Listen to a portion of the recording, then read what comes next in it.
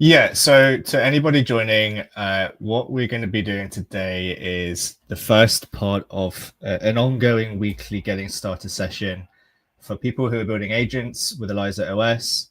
We have young Algo from the core engineering team who is putting together a kind of 10, I think it's 12-part course on the intricate details and important parts of the framework, whilst we're also going to be taking questions from anybody from our developer community.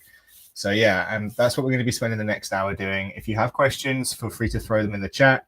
We'll go off piece. It's not going to be a structured session if people want to have their questions answered. But we'll be doing this each week, and this will also live on our YouTube, so you can watch it back at a later date. And yeah, Young Algo, over to you. I'll pass that over. All right. Thanks so much. Yeah, so just to anyone who just tuned in, I'm Young Algorithm. I'm one of the core developers at Eliza, and we're going to be having these sessions weekly to go over absolute basics and quick start stuff. And like King said, we can go a little off track if we want. If someone has something that they want to dissect live, we can a pointed question, something like that. And yeah, shout out to everyone who's here right now. Shout out to CJ in the chat, who's also a very cracked core developer. And yeah, so basically, I wanted to point you guys to the YouTube channel before we start, because this is kind of the default curriculum I'm just going to go over, unless anyone kind of pulls us aside in the chat. So yeah, we want to talk about CLI versus monorepo usage to start. That's kind of the first video. And yeah, I made it like this because I have a bit of a thing with my CLI versus monorepo internally. I think that it's really easy to think that you need to go here into the actual monorepo to use Eliza. So here we are in the monorepo here. See, it's in my Eliza folder. And that's the same thing as you find here in our elizaOS/Eliza repo. And you don't need this to build your own project. That's really the point that I try to drive home a lot. And I think that sometimes new developers get confused about this. I could actually just like fully, go like this right now. And everything I'm about to do, I mean, I don't want to do that because I have some local development branches, but everything that I'm about to do you'd still be able to do it. And really the only time that you need to clone monorepo onto your local is if you want to contribute to core, which we encourage you to do. If you find something that you think is a bug or some improvement that you want to work on that you think's aligned with our dev patterns, then please jump in and contribute. But if you're building your own project, like you have a company and you're building it on Eliza framework or a project or a hackathon project, then I would definitely tell you to not bring the monorepo onto your local machine because you probably don't need it. Cool. So yeah, I'm going to go back to my desktop here, and this is the CLI, right? So elizaOS is the CLI command, and I've run the help flag just to show me what is possible and what I can do. Now, if you don't have the CLI installed, then you're going to want to go here, and we can see in the quick start, this is eliza.how. I'll post this in the chat. Yeah, please pet your dog on our behalf, King. Yeah, then we have this bun, right? So this is going to install your CLI. So if you're running, elizaOS, and it's like, I don't know what you're talking about, elizaOS command not found, then you need to run this bun command. And if then it's like, I don't know what bun is, then you need to install bun, right? So this is how you install bun. Most of our users are on Mac. A lot of them are on Windows. Doesn't really matter. Actually, I have a separate, if there's any Windows people, I do have a separate video about Windows, but it's not on our here. Kank, we should get it on there. It's on a playlist actually. Let's see which is here. Okay. Yeah, I think it's like not. Oh, the latest. It's how-to videos. I think it's in. Yeah, because I posted it from my own. Oh, okay. I didn't realize. Yeah, install Eliza Windows. Here it is. So, this was. I mean, maybe we want to repost it or something. Yeah. So WSL is we have this video talks about WSL option and a not W. This is like showing you how to do it not WSL2, because WSL2 is just like containerizing Linux on your Windows machine. So you don't really need to do anything different than what all of the steps already are, because you just make the first step, like, okay, I'm gonna get this container, this Linux container basically, and then you just follow all of like the steps. But if you actually want to do it like bare metal Windows or whatever, like not containerized, then this video will show you. So exactly, there's WSL guide, and we already had that, but this one will show you how to like do it without WSL if you actually want to do it without. So anyway, if you're not, if it's like, I don't know what bun is, then you need to install bun, and I think you run a node command to like install bun or whatever. So it's like, I don't know what bun is, then you need to install node. Or if it's like, I don't know what node is, then you need to install node. So assuming most people here are familiar with these sorts of concepts, I'm happy to help you if you're not. But these are pretty basic things, and we have these commands that we can run, right? So the main flow that we're going to run through, and the ones that we do run through in this video. Yo, what's up? My name is Kevin, aka Kev Dev, and this video. So like, see here, we're just basically gonna get the agent running. So the way that we're gonna do that is we're just gonna create a project type project ASD, and we're gonna pick a let me just grab my OpenAI key really quick. I forgot to get one.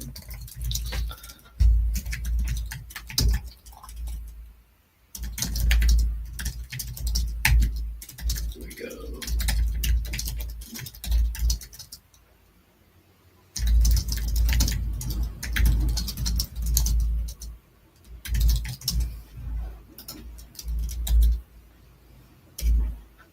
All right, cool.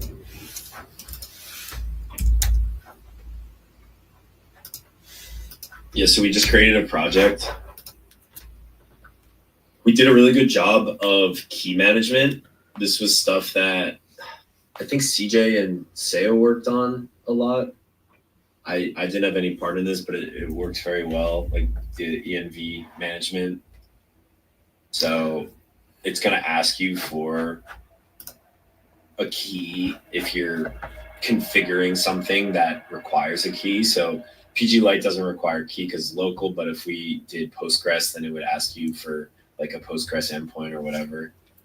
And same with the model. If you configured a certain model, then it's going to ask you for the key for that. So it does that all interactive through the CLI, which is really dope. So now we have like everything loaded up, right? And we want to CD into this project that I just made, and it's giving you some stuff to do, right? So now I'm in here, and I'm going to open this up, and like here we are in our project.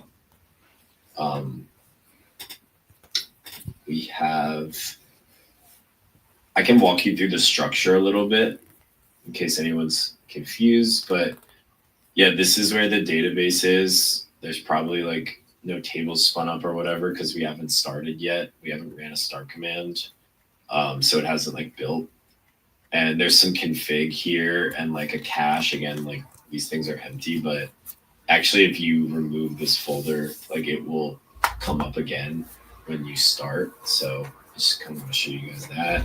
Then we have a dist folder here for front end stuff. Node modules. This is all the stuff that's handled through Bun and Node and stuff. And you really don't need to go in here to do any dev work. Same with scripts. It's not really something you need to touch. SRC is where all this stuff is going to happen in a project and a plugin. So we have our index point, which is a main entry point, and then we have our character, which is like obviously very important for us. This is where all the personalities are going to get defined and the plugins are going to get defined. We have our env here. Don't worry, I'll rotate these, but we have, a key that is, these are things that were set and configured when we did the initial setup, right? But also we have our env example over here, which is going to have some comments and some more useful stuff. So let's say I wanted to add Twitter plugin. Well, I know that I'm going to need these things, and I can kind of copy them over and start to fill those out. Git ignore, these are pretty standard things.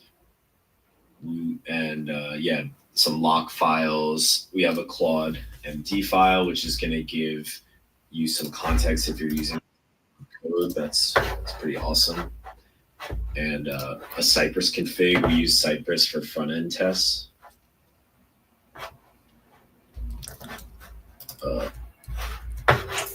Then we have this front end file here. We have our main package JSON. Yeah, let me know if my audio's messing up for anyone else. Give me a thumbs up or something if it sounds fine. You sound good to me, but Discord is kind of notorious for maybe creating issues. KOH, I'd recommend maybe hopping out of Discord and joining again. Sometimes that does help. Or if you have a VPN, turn that off perhaps. But you sound good to me, Young Algo. I don't know what anyone else thinks. All right. We have our package JSON here. So this is going to show a lot of important stuff. I mean, this is going to put our project name here, right? And it's going to have version, all this stuff. And most importantly, it's going to show us what a lot of times people ask, well, when I'm running a command like elizaOS start or elizaOS dev, what is it actually doing? So that's what is being shown here, right? So if you run different commands, it's going to show you the mapping basically to that command from if you're running it within this project context that we're currently in. And then some config files, readme files, and the TypeScript config file. That's basically everything we just ran through, and this is a template for you to start work on. So even if you're developing a plugin, I would probably tell you to just create a project and then create a plugin within that project to dev it. Everyone has different methods that they like to build plugins on. So if we want to start this thing, we're just going to go here and we're going to do start. Make sure you're in the project, obviously. Now, remember I deleted this before. So it came back. Look at that. And we have a bunch of logs here. So basically you can see it built the project. That's what triggered this to get recreated.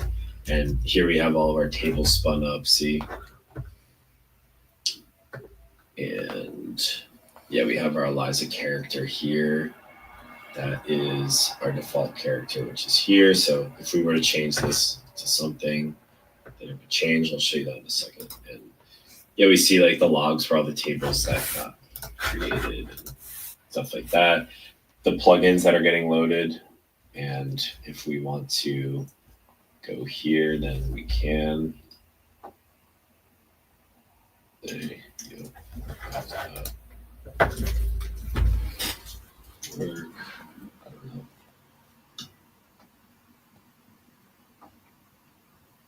Yeah. log right here. See. So yeah, I mean, this is just like a lot of other, whenever you're learning a different framework, there's just some stuff to get used to. Like the logging here can seem kind of frequent, I suppose, or you can see stuff that looks like it's like an error, but maybe it's not, or you can see redundant stuff or stuff that's like skipping or whatever. But yeah, I think that's just part of working with the new framework. So we have, our front end is all loaded up here. We have a bunch of different ways that you can interact with your character. These are gonna mess with stuff in runtime. So see, like this bio thing is gonna just be referencing like here the bio. There's like an array here of strings that's just engages with all types of questions, right? But if I change these, it's gonna change them like in our runtime, in our current runtime, but it's not gonna like edit my the file, the character file itself or anything like that. I mean, anyway, like TypeScript files are built right into JavaScript. I think that might happen. I'm not sure. I don't know where, but yeah, that's basically what's happening. So yeah, we have topics. These are all the kind of things that people know Eliza for. We have the plugins that are active. We have secret management here. And of course, like our Eliza picture. So all of this stuff can be configured in runtime. Here's the system prompt. We have some templates. I'm not sure how deeply tested these are. So, I'll probably just stick to this blank default Eliza for this call. Yeah. Test that Claude. Yeah. Yeah, so we have that Claude MD file. So if we run a Claude command from within here, Claude, no, let's just try this. Make my Eliza character, evil and be able to use the Discord plugin. Let's see how it does. And yeah, in another one, we can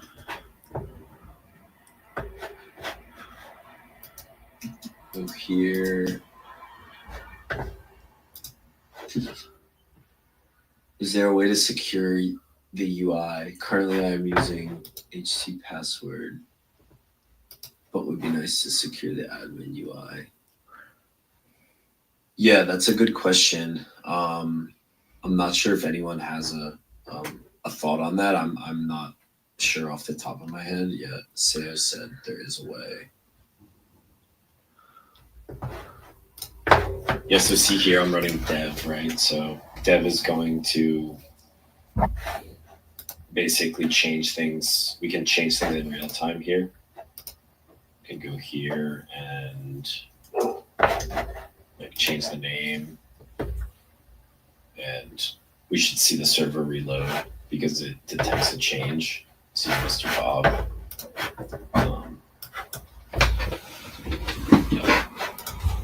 So if you're running start, that's not gonna change anything. So live, but if you're running dev, it will. And let's see. So yeah, I mean, basically, I think it's just kind of. Do we still have dev running? Yeah, we can change this hot and let it just change stuff. We should see some reloading here once the change actually goes through.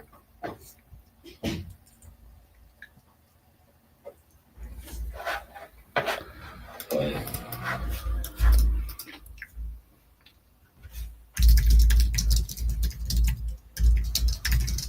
should it like any other thing?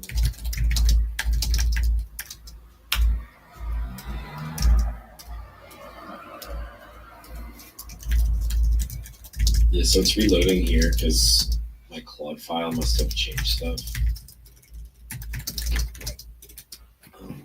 Discord bun add. Yeah, it wants to use bun add, but maybe we won't.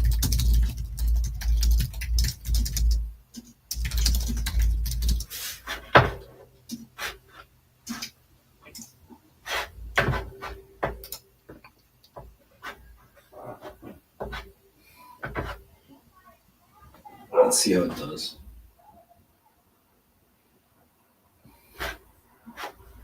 So it just ran this command. We got a successful Discord install.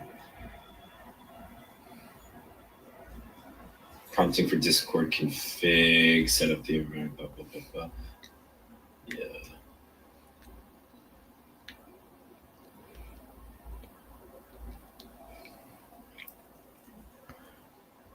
So we have this shadow mind running now. Let's see. If you don't like these, like being here,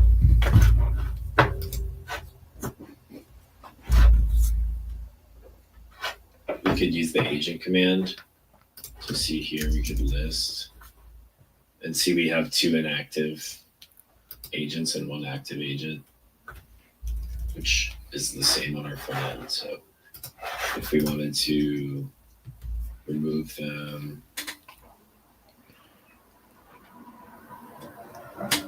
yeah, I think we need to pass the name. That's the name, right? Yeah. I don't know if this will work. Yeah. Do like that or something. Yeah. Cool.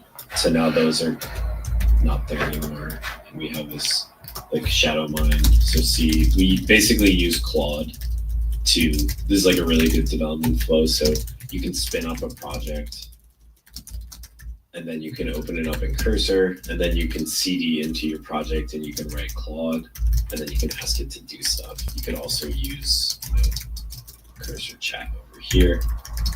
And we have, yeah, like assistant comments. All different bio and topics and stuff like that. So it's illegal. It's like evil. I'm not seeing Discord here, so let's look into that. I think we started it. But yeah, here's this on Discord. Okay, cool. So let me go here and basically in this, there's 2 types of characters. So I go over this and let's see, we're kind of jumping around videos a little bit, but I mean, we basically have done 1, 2, and we're kind of getting into 3. I can show you multiple agents. I guess I should show you multiple agents first because it's kind of the flow that we run through. So yeah. So right now we have 1 agent, which we can see, and we have our server running. So if I wanted to go like this, create type agent,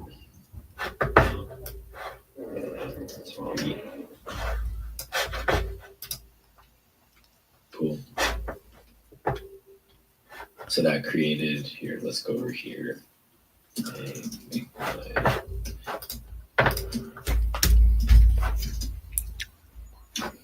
Make character Tommy more interesting. So basically, when you create a character using that create agent command, I guess I should say agent, it's going to create a JSON character or JSON agent. So this and this are exactly the same thing. This is just, a TypeScript character, defined character, and this is a JSON defined character. So it really doesn't matter which one you like to use. Both of them work. So this is exactly same structure as the TypeScript character is. Some people like TypeScript, some people like JSON. So yeah, let's go. Has that changed from V1? In V1 it was TypeScript, right? Is that correct? Was it a JSON in Yeah. V1? I can't remember. Yeah, so we didn't have as clear of options, I think, in V1. Right now, we thought a lot about it, and both would work in V1, but it wasn't really, paths weren't really defined. And yeah, I mean, see, like the points that Vladimir brings up are true. Also, it really depends what you're trying to do. I mean, if you want a quick and dirty character that's just going to run like a Twitter bot with a personality or something, maybe you want JSON. And if you're, I don't know, more comfortable or serious, or you just like prefer TypeScript, then maybe that's what you want to use. Yeah. So I guess just to Vladimir's question, which was TypeScript is better if you want to have dynamic settings in your character file. Is there anything you can add to that? Like why so? I guess you can add variables or API calls. Yeah, I mean, a really good example of, I mean, the reason that I like using TypeScript characters is the type safety, because you're not going to get the IntelliSense. Like it's not going to give you as good of it's not going to like bring all the nice things that come with having TypeScript basically and all these types. So see, like here, there's a bunch of logic just in the way that plugin, like this plugins array is evaluated. So basically this is going to add Discord, like if it has these, the token, right? So whereas here, it's just like listing them, right? So if you want to have more complex or dynamic logic, then TypeScript is going to be nice. And exactly. You can also like reuse stuff. So a lot of us liked JSON. And I was kind of on the fence about, I thought we should choose either one or the other and either have everything TypeScript or everything JSON, because I thought that sometimes it can be confusing to have, because like, wait, this is a character and also that's character, but I don't think it's that much of a stretch. And yeah, like the CLI command, this CLI command that we were running exports a Java or a JSON character. So if you wanted to have like multiple TypeScript characters, you could like dupe, you could dupe the TypeScript file basically. Yeah, here we have this guy, like, so Claude messed with this and gave him like some sort of identity that we can see. And if we want to add him to we have our server still running actually, so we can just agent start. Yeah, like maybe Tommy.json like this.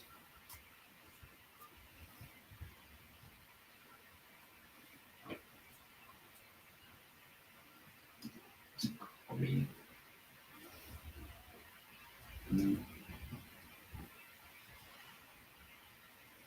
Maybe half. Oh yeah, thanks. This gave me an idea for a marketing thing. We should have like an Eliza family tree with all the different agent names that we've came across. I was speaking to someone earlier who called a Polymarket plugin the agent operating on that Pamela. Yeah, that'd be good. Don't we have like an index somewhere? We do. It's out of date though, big time. From when people would, I don't think donating is the right term, but giving tokens back to the DAO. Yeah. There's a lot of slop in there. I don't know if these agents are making the cut for the agent registry, but at least like Claude could spin them up really quick, which is pretty cool. I tend to find that it's good at creating these sorts of identities like on the fly. So we have 2 agents running right now. Let's confirm that they're running here, so we can create like a group with them.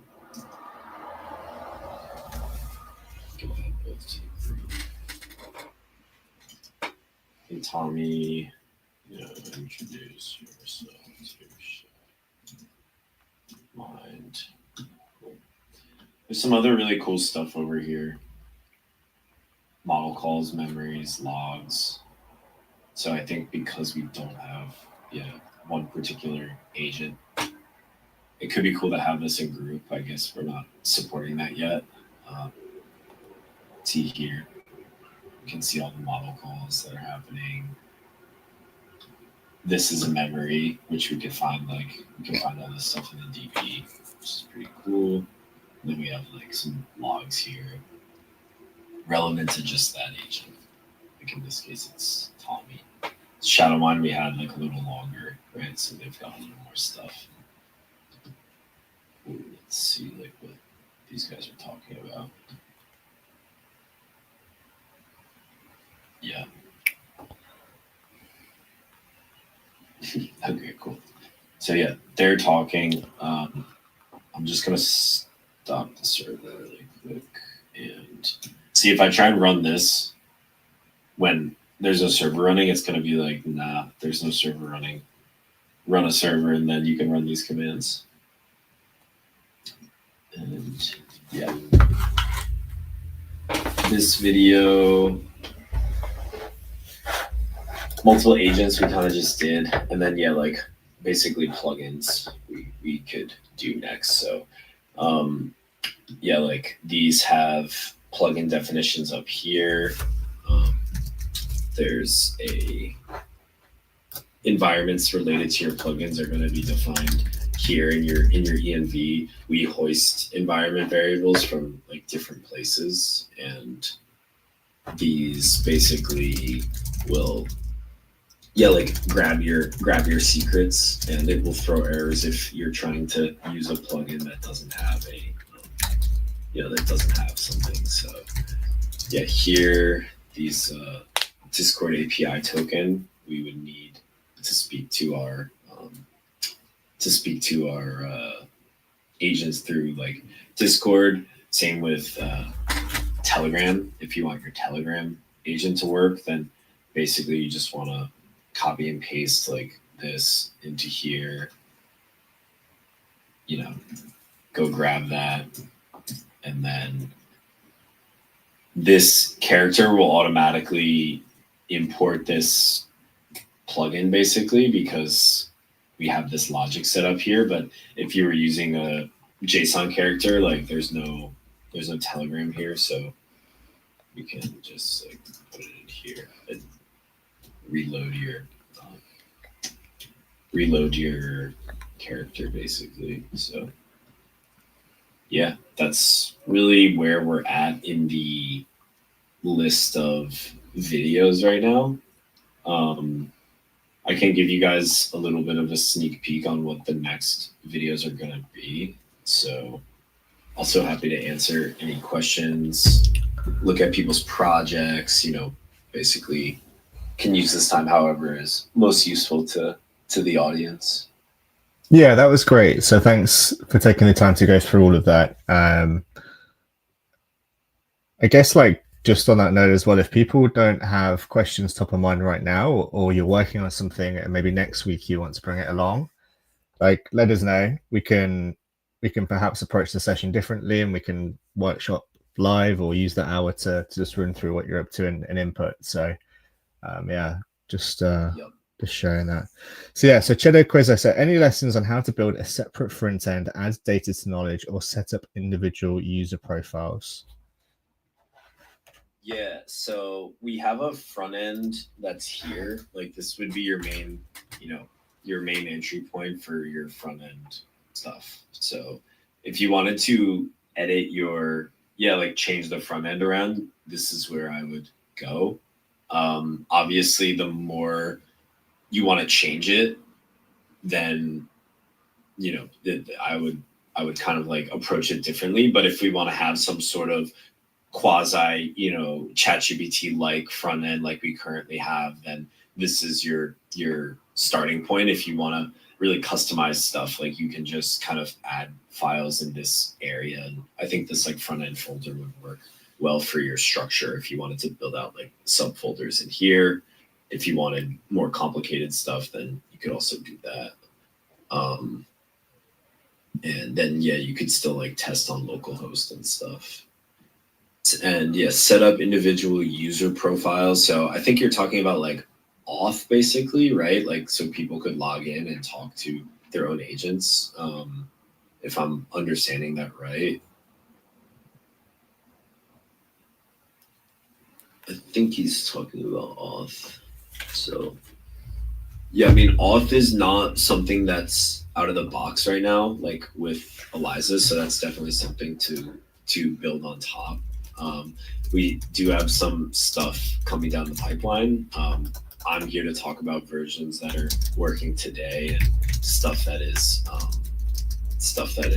stable right now. And we have this 1.3.1 CLI, which is super stable. And that's auth is not something that's like in the feature set right now. So that would be pretty fun to build out though. So for my users to keep speaking to their agents, I mean you could like set up a layer where you have people off in, you have like a user ID associated with that and sessions and stuff, and then you could tag those sessions or those user IDs, I guess, to like stuff in this DB, right? So it's showing data dynamically based on what kind of session or user you're opted in as. You could put that behind a paywall. You could do, people would still need to add their own keys. I mean, depends. Again, I don't know what exactly you're building, but that would be pretty fun to think about building.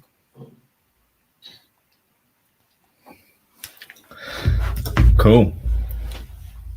I guess you're now go. I'm also curious around what is the next few steps on the course, or say course, in the tutorial series. Yeah, for sure. Well, plugins is a pretty good one. It's kind of longer. Mm-hmm. So I think that's pretty important to watch. That's going to help you understand how we approach plugins and kind of like what a plugin is. I'm going to have a video later about plugin publishing, but for now I've kind of just introduced this repo, which is the plugins repo. And a lot of people get confused because it's a separate organization for us, like in GitHub. So you can see here, like the org is elizaOS, and then the main repo is elizaOS/Eliza, right? But our plugin org is different. It's like elizaOS-plugins. Mm-hmm. So this is where all the plugins are listed. And we also have something called a registry, which is like a dynamic JSON registry of all of our plugins. And what it does is it maps basically, among other things, GitHubs to the NPM package. Because if you run something like this, like elizaOS plugins, add, whatever, OpenAI, it's not gonna go and like add a local OpenAI package or like clone that over into your local. It's gonna go to npm and it's gonna find this elizaOS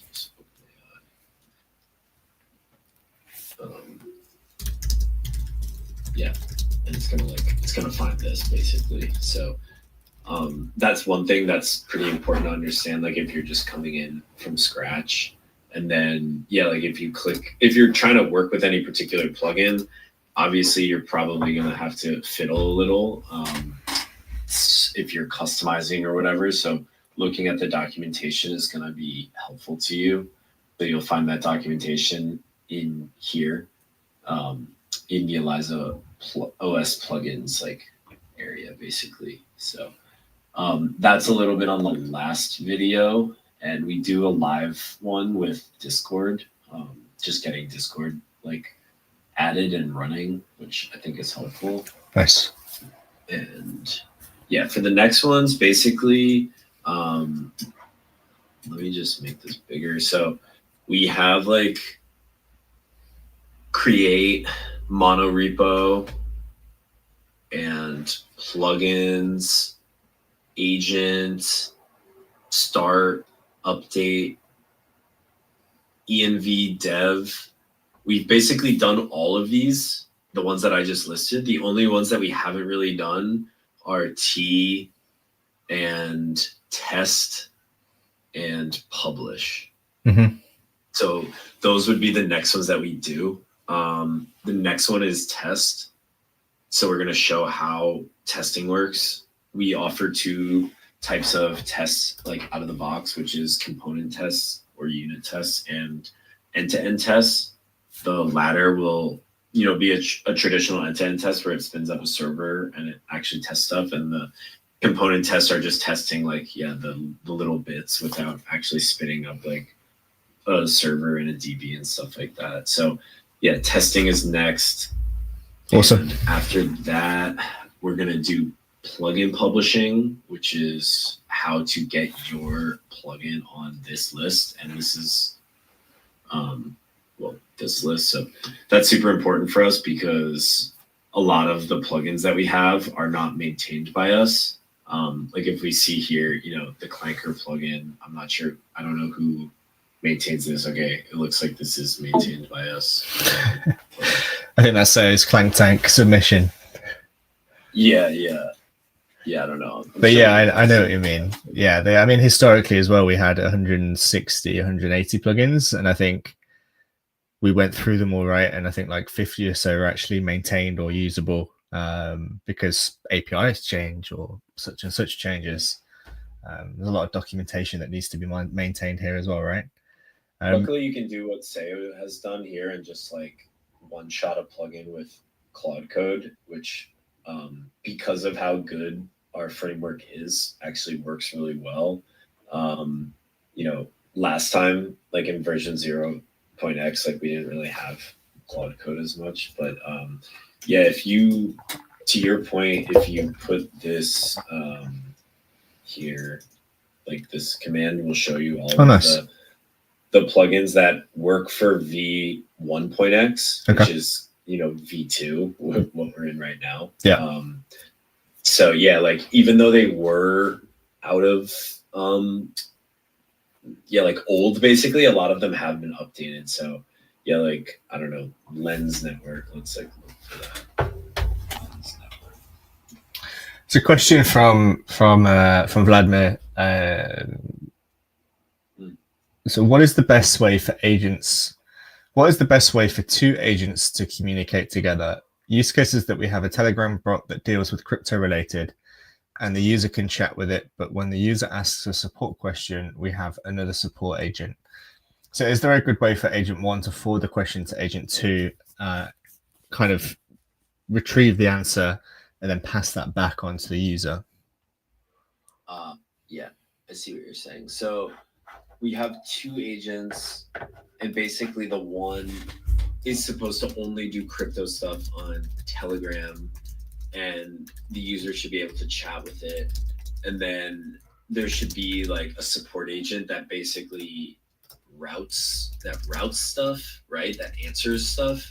And we're kind of trying to keep the agents separate, I guess. So yeah, I mean, that's a good question. It depends a lot on what your setup is and how you want to accomplish. So I would generally say that breaking up agents into set numbers of actions like is a good way to approach this. So because plugins have many actions, right? So if you want to have your one agent that has access to like this plugin that allows them to trade or whatever, and then you have another agent and their job is only basically to answer questions, their job is not to trade, then I think that that's a good separation of concerns. And obviously a lot of this has to do with prompt engineering. If you are getting behavior like your trading agent is responding to support quests, or the support person is like trading, I'm sure that probably wouldn't happen. You need to remove the scope of their plugins or add to the scope of their plugins, or do some prompt engineering and be explicit. I think prompt engineering is still a pretty important part of all of this, because we have to we even internally have to experiment a lot with what we like, yeah, what our prompts are. And yeah, I'm just looking at this plugin. Cool. So yeah, so this is one that's like maintained by not core devs. And if we go here, like copy and paste that. Yeah, so this is a pretty important JSON file. So this is like the master mapping file, which is inside of the registry. So see if I copy and paste this. Might be getting cut off, maybe. Or maybe it's called something different. I'm not sure. DKG, right? Huh.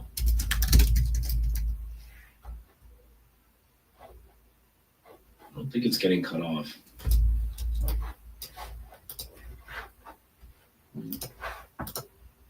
Most, we were looking at this one before. Yeah, like lens or whatever. So network. Yeah. So see here, we can see that this is the name of the plugin, and this is the repo that it's in. So if we go here, like that's going to be the repo, and then this is the npm package, right? So most of the time they're called like something very similar, but they're not identical. Like you can see here, this is elizaOS -plugin / and this is at elizaOS / for npm. So yeah, that's the that's kind of like the thing that you need to understand before you start to think about publishing a plugin. You just want to understand kind of how, like, what your target is. Like if you want your plugin to be on this list, if you want it to be on the registry so other people can use it, then you need to basically follow like certain plugin conventions. So if I wanted to do that, I would start like this. I mean, I can go into the project I created before, and I could, do something like that. We offer 2 types of plugins. Shout out to Joker for this. So we have like a quick plugin with just the backend, and then we have a full plugin. So yeah, quick is pretty sick if you're trying to like work on a plugin but you're using it within a project, so you have a front end already. You don't want all that stuff. It's kind of not needed. So now like we have a plugin within our project here. Where is it? Yeah, here it is. So you can see that it's kind of similarly structured as the project, but not identical. So yeah, like this is our plugin, and then if we wanted to go, we could define this as a plugin for our character, basically, if we wanted that character to use the plugin. And yeah, we could like define it locally, or we could publish, we could publish it. I mean, it would have to get approved, but we could publish it and then it would go through NPM like normal. So yeah, so that's what's next, man, is this. We'll do test next. Then we will do publish. We'll publish our own plugin. And then we will do T, which is sick because a lot of times people will ask, like, how do I get my project running on a machine, like on an instance, right? Because you're not just gonna, like when I used to have Eliza characters, like running on Twitter, I used to just have them running on the background of my MacBook. But if you want to not, be doing something locally, then you can use T, which basically hoists the Fala DLI. So one of our developers did this, and we have full access to the to the Fala. Manage T, yeah.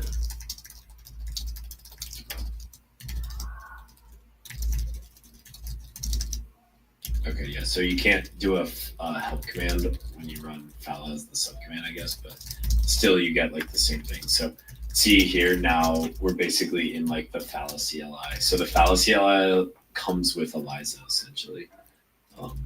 And yeah, I'm excited to get into this because it's pretty cool. So yeah, that'll get us through. After that's done, we'll be fully basically anyone that watches those first 10 videos will be able to walk their way around the CLI, mess with stuff locally, develop plugins locally, and then push like a project to prod basically with any n number of plugins that we offer. Awesome. Should we call that a wrap? I guess just to recap, so you've covered, I guess, getting started with just generally setting up the agent, a little bit around the database, well, the repo structure, touched on plugins, then you touched on the T and the cloud deployments, right? So yeah, that's a pretty good overview. I mean, next week we can either do the same thing as you said, or just speaking out loud would be how it goes as well. We should be collecting questions, I guess, from the week's engineering queries or tech support queries that we have. Maybe we could use that to kind of feed into some questions that we run through here as well. But next week, would you be going through the plugins if the publishing video is ready and we can focus a little bit on that side? Yeah, I mean, I think we can play it by ear. Yeah. We can go through the new videos, or we can kind of start again and do something similar. I think, really just here to be a resource to anyone who's like actively kind of developing on Eliza and has questions. And please hit us in the dev support channel on Telegram. I think like internally, a lot of us developers prefer GitHub issues. If you're sure you found a bug or something like that, then putting up a GitHub issue is really a great way to get us to fix something that's like actually a bug. So that's here in case anyone is confused about it. And we have a lot of eyes on that. So there or here in dev support. Sweet. Dev support in Telegram or on Discord, of course. So very nice. Well, thank you so much.